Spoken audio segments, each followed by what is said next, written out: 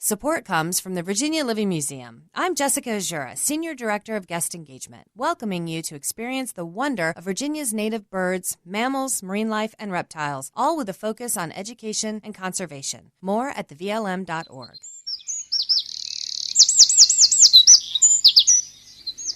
And a very good morning to you. Dwight Davis with you for our bird notes. The Scoters are here. They have been for a while.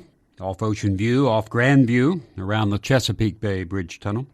What are Scoters, some might ask? Well, Scoters are sea ducks or diving ducks, which spend the winters in the open expanses of salt water diving for food.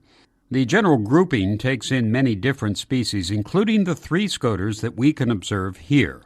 Scoters are chunky black ducks, not to be confused with the bird called the black duck, which doesn't put to sea, but stays in fresh water, and which really isn't black anyway. The name Scoter apparently comes from scoot or scote, meaning to hurry off, which they do when frightened. The genus name for all three of our Scoters is Melanita, meaning black duck. Scoters are usually seen in the Chesapeake Bay in the winter. They're sometimes there by the hundreds, maybe even the thousands if all could be counted. Large rafts of black ducks bobbing in the cold bay. The three species can be differentiated fairly easily, even at long range. And we're talking about the males here. The females are a bit more difficult to make out. The black Scoter is all black. The surf Scoter is black with white head patches. The white-winged Scoter is black with, you guessed it, white on the wings. You probably have to wait till that one flies to see the white. Scoters used to be called coots. They still are in some areas. That name coming from a black freshwater bird. The vernacular names sometimes are as colorful as the Scoter is drab. Two examples are surf duck or skunk head coot. I love that one.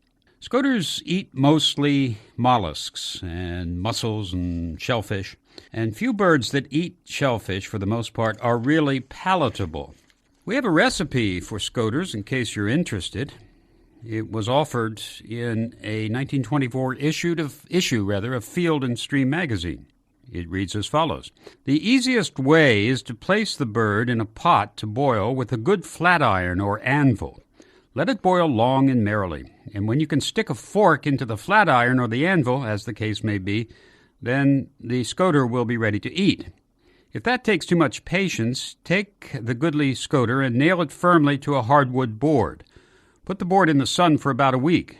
At the end of that time, carefully remove the Scoter from the board, throw away the bird, and cook the board.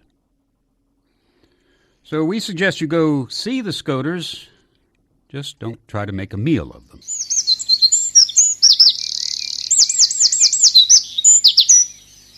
Support comes from the Virginia Living Museum. I'm Jessica Azura, Senior Director of Guest Engagement, welcoming you to experience the wonder of Virginia's native birds, mammals, marine life, and reptiles, all with a focus on education and conservation. More at thevlm.org.